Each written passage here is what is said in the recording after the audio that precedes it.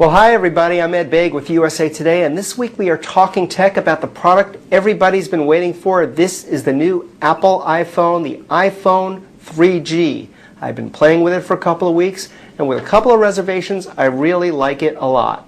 Now, Apple's already announced that this thing costs $199. That's a lot cheaper than the first iPhone, which was $599. The version I'm testing, a 16 gig version as opposed to the 8 gig, costs $100 more, but at $299 it's still a sweet price. Now, what do I like about this device? Faster.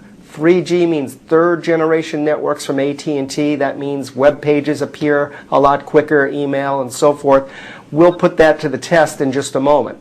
I also like that it has GPS to improve location-based services as you're searching on a map or getting driving directions. It can tap into a new app store. Now, I wasn't able to test that yet because it's not up and running yet, but it will let you get social networking programs or games and what have you that you can download directly to the device. And the iPhone is finally business friendly. I've been using this to access my corporate email and my calendar. Some companies were reluctant to embrace the first version of the iPhone because of security concerns. Well, this one is now business ready, and I've been using it. Works fine. Now, there's a reason actually for using the plastic. Inside are 10 radios. That's to get to the 3G and Edge and Wi-Fi. There's a bunch of wireless radios in here, and plastic doesn't interfere like metal does. All right, so what does 3G really mean in terms of how much faster you're going to be able to download a web page or get your email? Well, let's put it to the test. In my experience, which basically lives up to Apple's claims, the 3G device will deliver web pages twice as fast, really at least twice as fast, as the old Edge network does. Let's put that to the test right now. We'll try and get usatoday.com on the new device and the old device, and let's just see how long it takes. Let's test it out right now by going to USA Today's full website. As you can see, the 3G iPhone has already gotten there. This other one, the older device, it's crawling along, and we're still waiting. It's over a half minute later, and there it is. So as you can see, the new iPhone is a lot faster than the old one. Now, though I really like this device a lot, there are things that didn't quite make it from my wish list. For one thing, no voice dialing. With a lot of phones you can go, call mom, and the phone will oblige, and call your mother. Not here.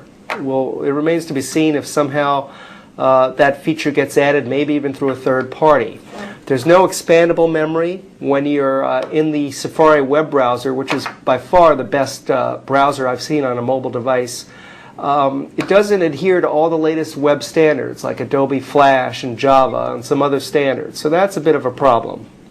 Now, I really do like the iPhone 3G. It's a terrific device, but there are drawbacks. For one thing, let's talk about 3G itself. We've seen how much faster it can be, but the fact is 3G isn't everywhere. And in my northern New Jersey neighborhood, for example, I had to revert to the slower Edge network in certain spots.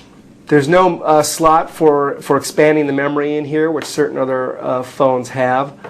The camera, no video, doesn't shoot video. It's still a little bit awkward taking pictures, although I should point out that with the GPS and new location services, it can geotag your picture. That is, determine the actual location of where a picture takes place.